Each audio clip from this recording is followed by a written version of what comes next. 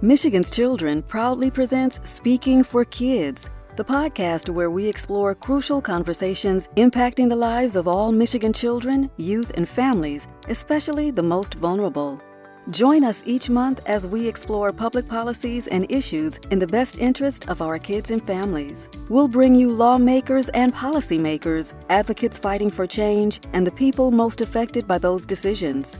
With our host, Matt Gillard, President and CEO of Michigan's Children, we'll invite you to become engaged too and show you how to take action on what matters most to you. Episodes are recorded live and shared virtually on YouTube and the audio hosting sites Apple Podcasts, Google Podcasts, and Spotify. Hello, and welcome to Speaking for Kids, the podcast from Michigan's Children. I'm your host, Matt Gillard, the President and CEO of Michigan's Children.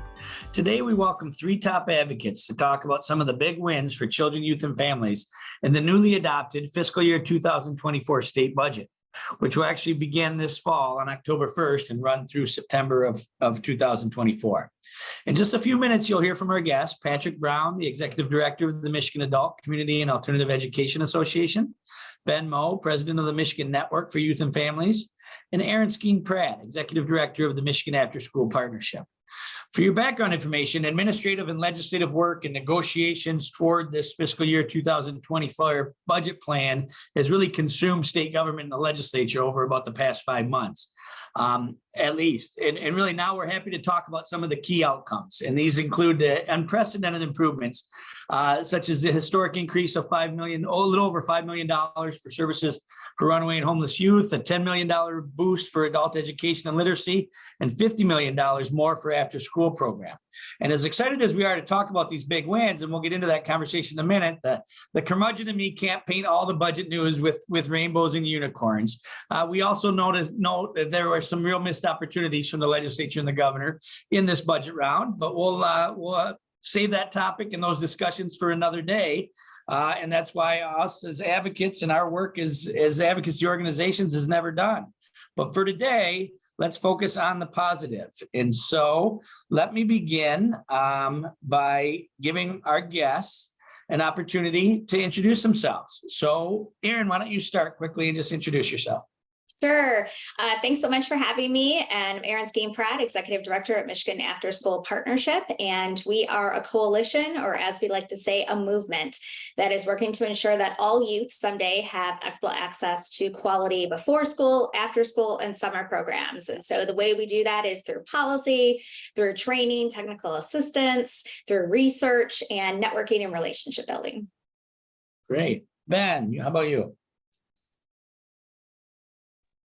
Hi, I'm Ben Moe. I am the president of the Michigan Network for Youth and Families, and we are a member organization of programs across the state of Michigan. We have 19 currently providers that provide services to runaway and homeless youth in various capacities using shelter, transitional housing, and outreach-based models. Great. Patrick? Hi, Matt. I'm Patrick Brown, Executive Director at McKay, the Michigan Adult Community and Alternative Education Association.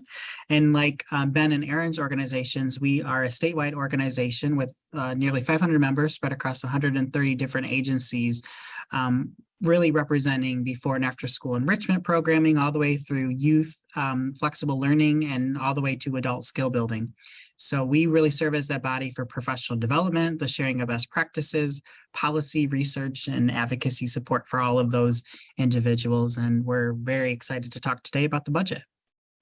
All right. Well, thank you all for being here. And let's jump right into it. Let's talk about the good news and really how maybe some of the folks that you work with on a daily basis that have not experienced such positive outcomes in state budgets in the past have reacted. So Erin, let's talk to you. What's been the reaction from people in and around the after school or out of school time community about this historic investment in after school that we see in this budget?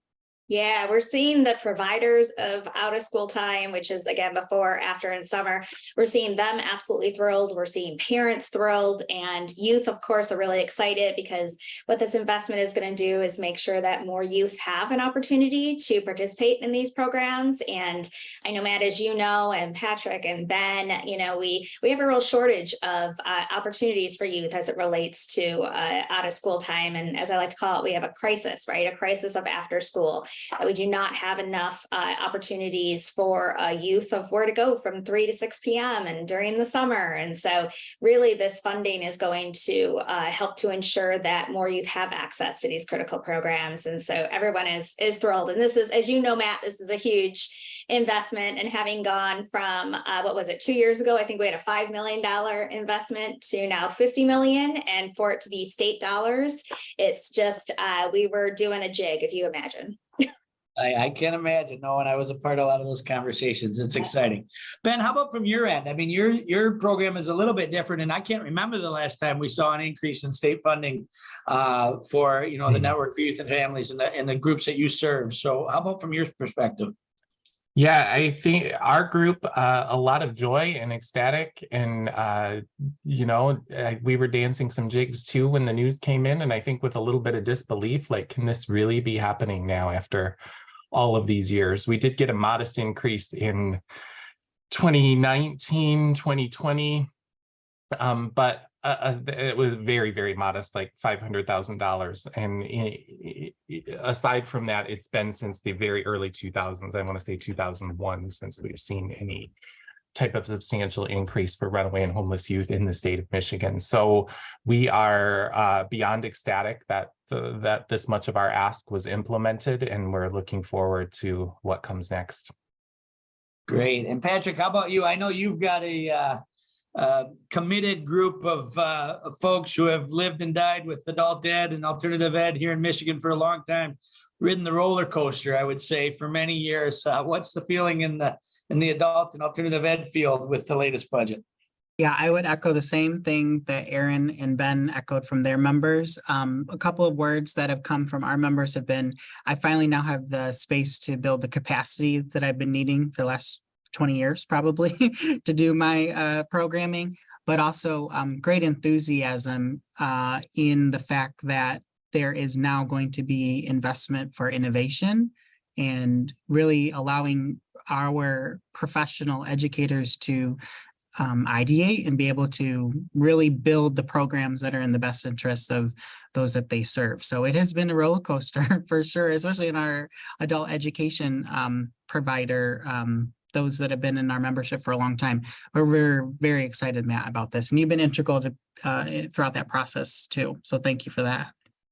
Sure. All right, Ben, let's jump back to you. So tell us really kind of what this means, what this increase in funding means for real service improvements for your members and the work that they do in their communities.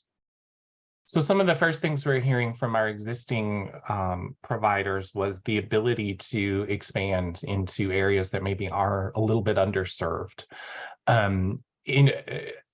Improving facilities. So a lot of these programs came about in the late 70s when federal funding first became available for runaway and homeless youth.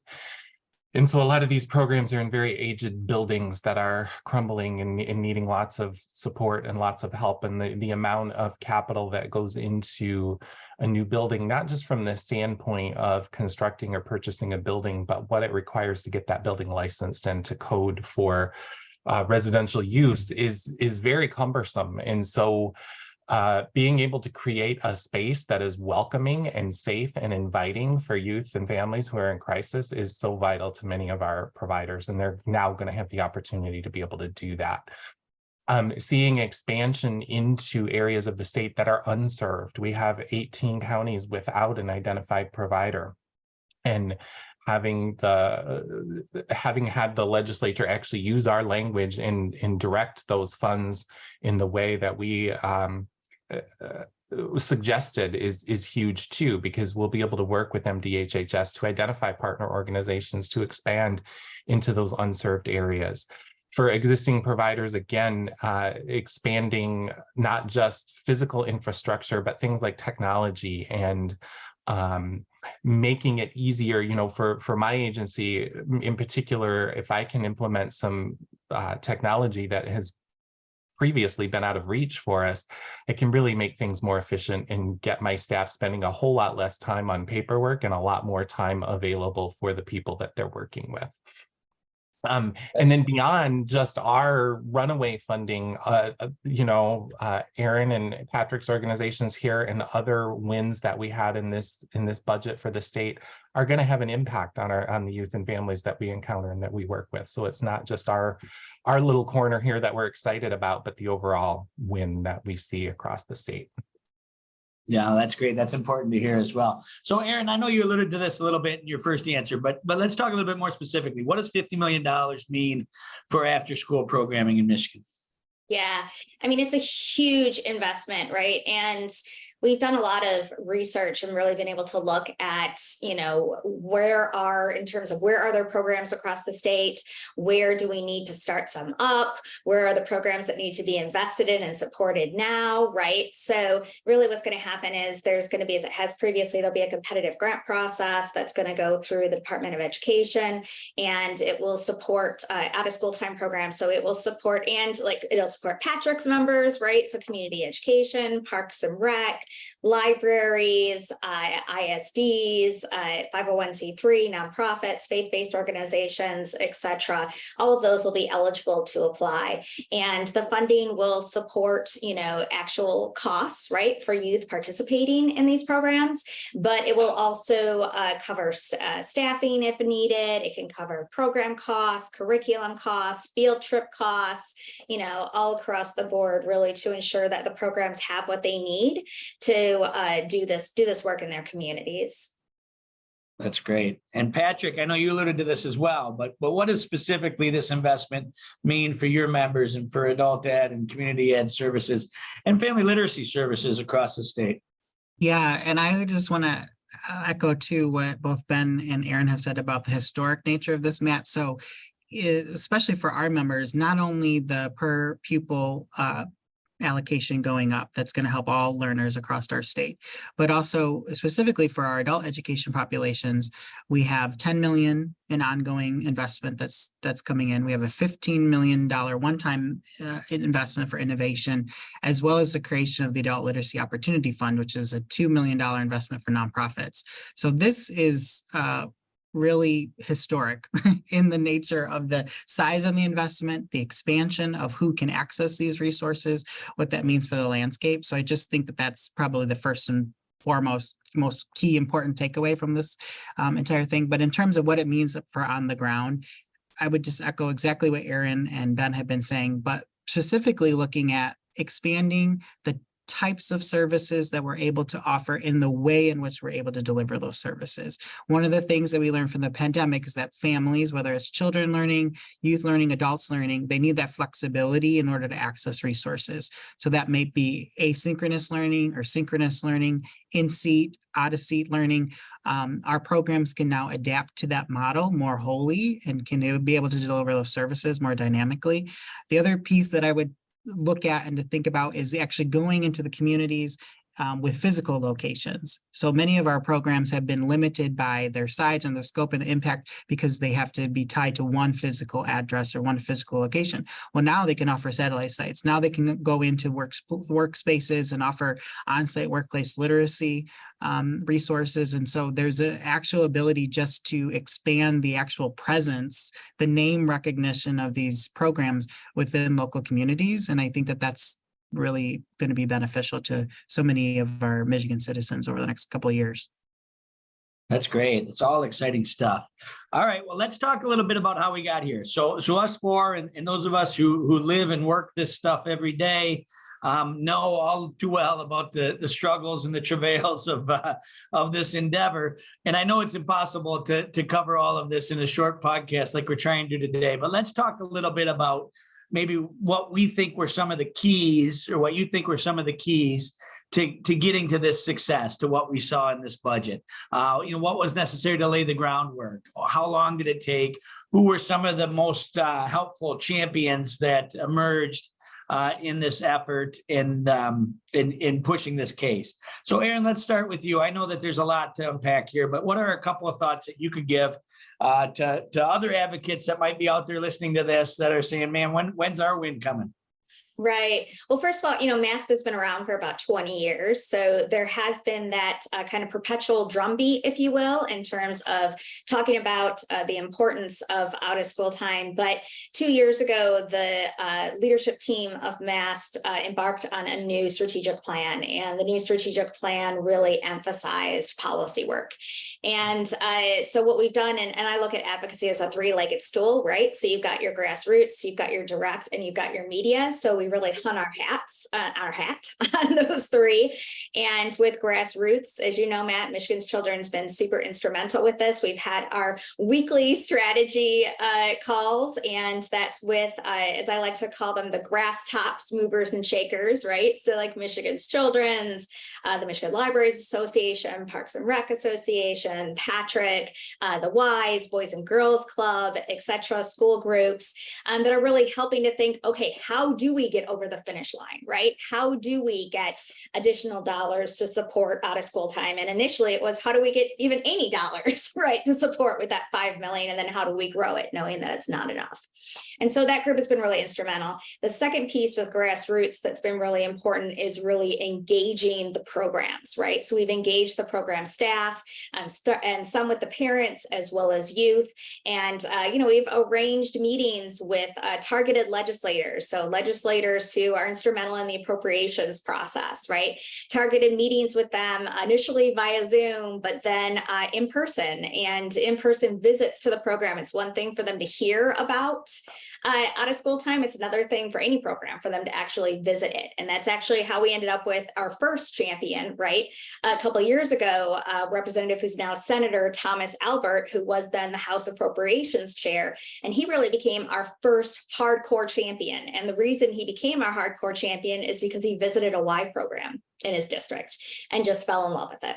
Right. And then he became the guy who started talking about out of school time, which was great. And then we already had the governor on board, of course, too, right? Because she was supportive of out of school time. So it immediately became a bipartisan type issue, right? So that's the grassroots. The direct piece is, we've contracted with a government relations firm, right? Having those one-on-one meetings with those appropriations members, as well as leadership within the legislature, the state budget office, and the governor's office. So really having that direct work and having, frankly, the research that's needed to talk about it, right? So about 2 years ago, we did and have continued to do research to talk about, so where are the programs? And then also to be able to show a ratio of youth to provider. That's been really, really useful for us because we're able to show what a shortage we have of programs. And then with media, obviously, we've provided the talking points and the necessary materials that all of our partners need, but then also worked really closely to get op-eds and media interviews, et cetera, that help, again, to fuel and continue the emphasis and the noise around Lansing and around the state about the importance of out of school time. So really that three-legged stool, grassroots, direct, and media is really where we, have focused and will continue to focus. Thanks, Erin. No, that's a great summary, really, of just kind of a snapshot of all that goes into something like this for a big effort like after school. Ben, let's pivot to you with in a somewhat different approach. Obviously, a smaller group and a not as high a profile, I guess, of an issue area, but certainly success nonetheless. And so, what are some of the lessons that you have for folks about what it took to actually get this increased funding across the finish line?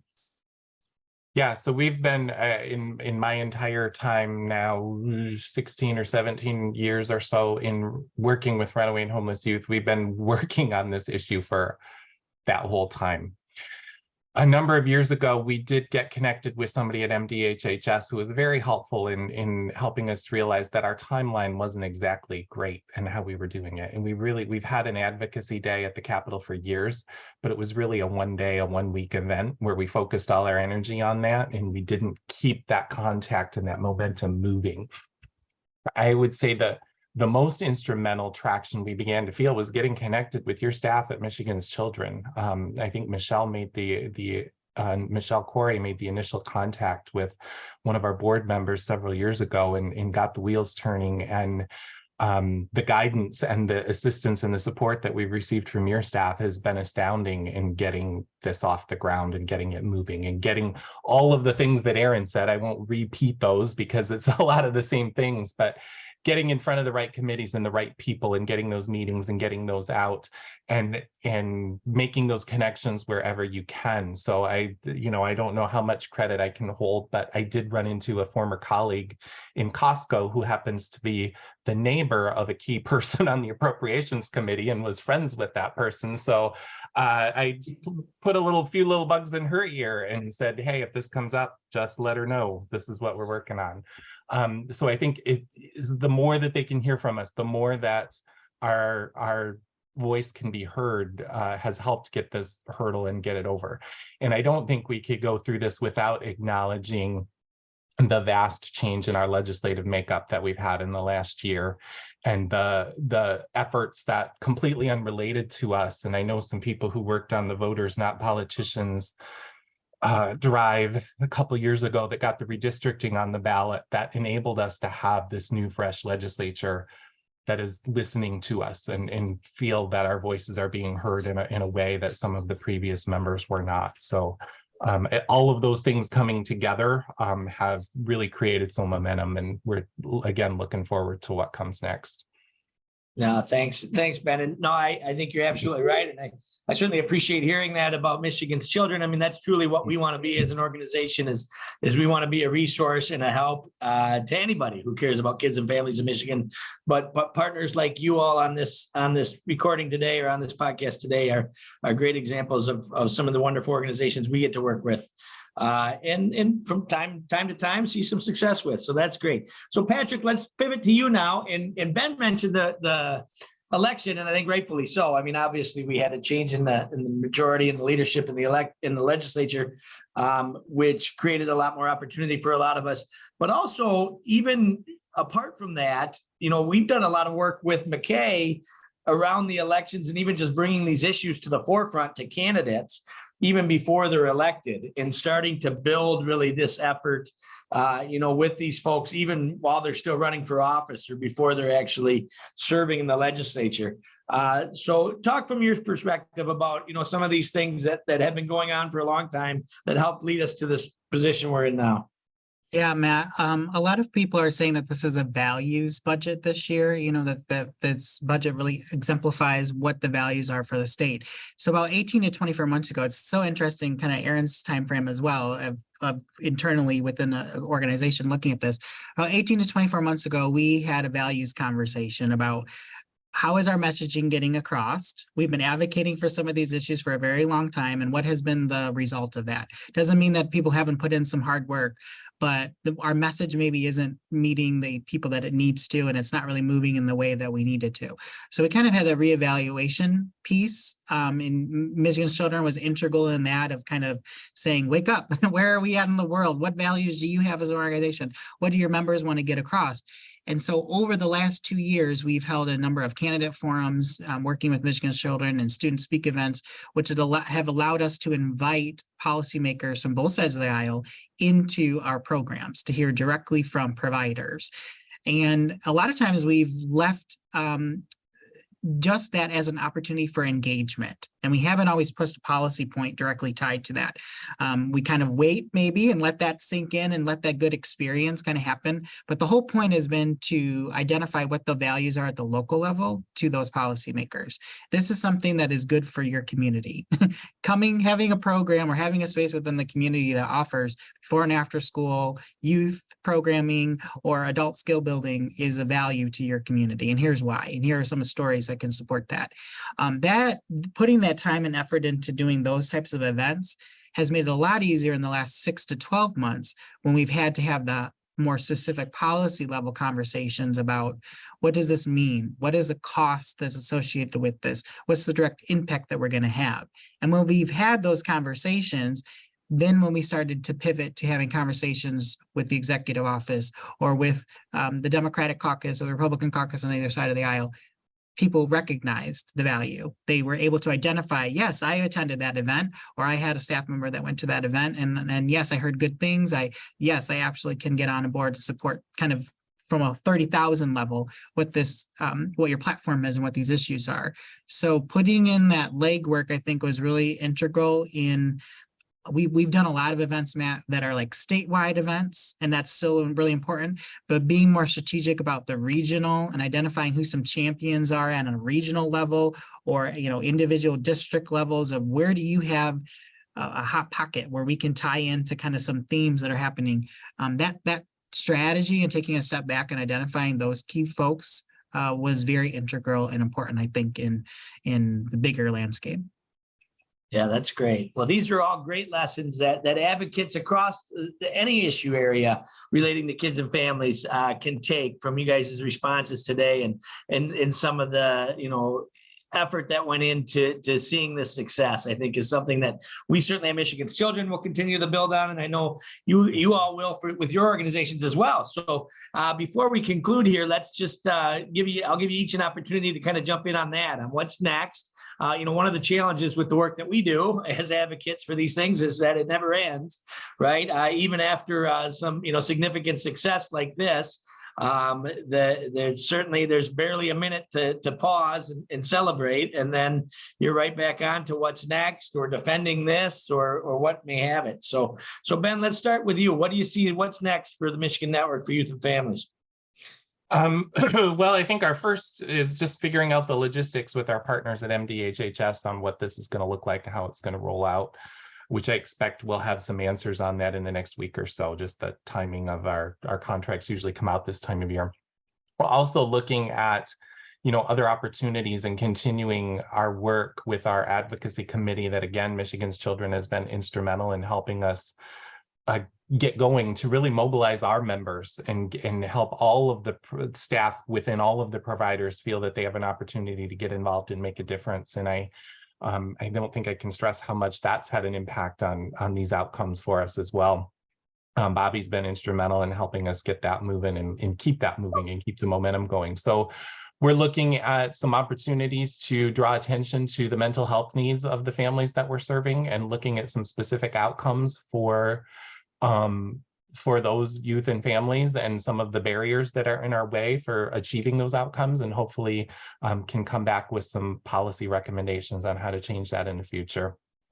And then, yeah, go ahead. I'll leave it there. No, I could keep talking, but I'll let the others go. No, that's great. And Erin, we'll jump to you quickly here. No, I know $50 million is a great win, but I know we all have bigger goals than that. So how do we keep this momentum going for the out of school time community? Yeah, never enough, right?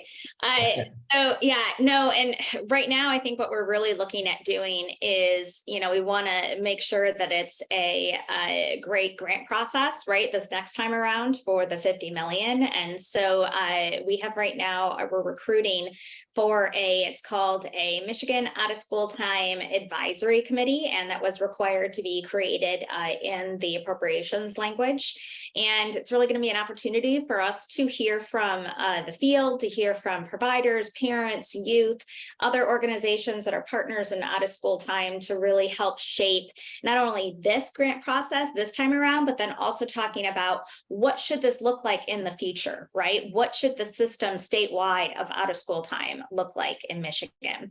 And Matt, as you know, out of school time will be moving, right, from the Department of Ed over into the new state department, MyLeap, right?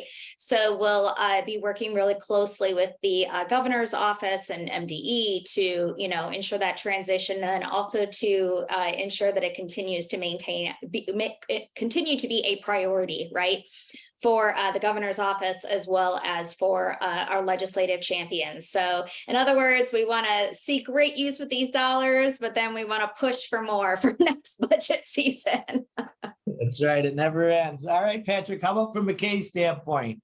Yeah, we're doing the same. Really, there's no rest for the weary, right? I mean, we just keep marching along, but really we have three phases, really: the planning, programming, and then our storytelling. So planning, we're doing the same phase as Ben and Erin are working with the Department of Education, Department of LEO, labor and economic opportunity. What does this mean? What are the logistics of it, the administration, the timelines of RFPs and grants and all of that lingo? We're in that planning phase right now, but we're also in the programming phase of how do we help our members and our providers across the state utilize these resources in strategic ways. Some are going to see significant increases in their funding allocations. And so what are the national trends? What are the statewide trends that they should be prioritizing or investing in? What goals do they have? Helping them set those realistic kind of vision pieces. We've got some tools and some work group meetings as the summer comes to a close that we'll be launching to help facilitate those conversations.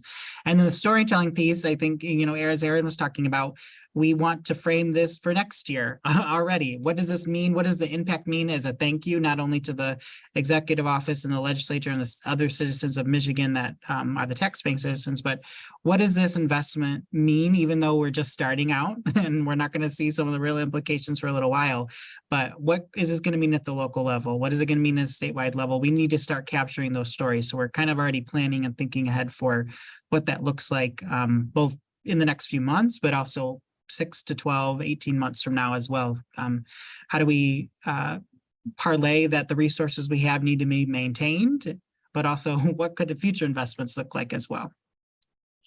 Great. Well, unfortunately, that's all the time we have for today, but I really want to thank our friends, Ben, Patrick, and Erin for this great conversation, and certainly thank them and appreciate all the hard work that they've done in bringing about these positive changes on behalf of kids and families here in Michigan. And I want to thank everyone who's listening to this and for watching our podcast on YouTube. Please be sure to share this program with your friends and colleagues so that we can keep this going and share this information as widely as possible. And for more in-depth information on the state budget, both wins and missed opportunities, look for our latest State Budget Basics report on our website at michiganschildren.org under the Resources tab. As always, you can go to our podcast page under the Resources tab to listen to this program again and to find any additional info that you may have missed the first time. Thank you and take care, everybody.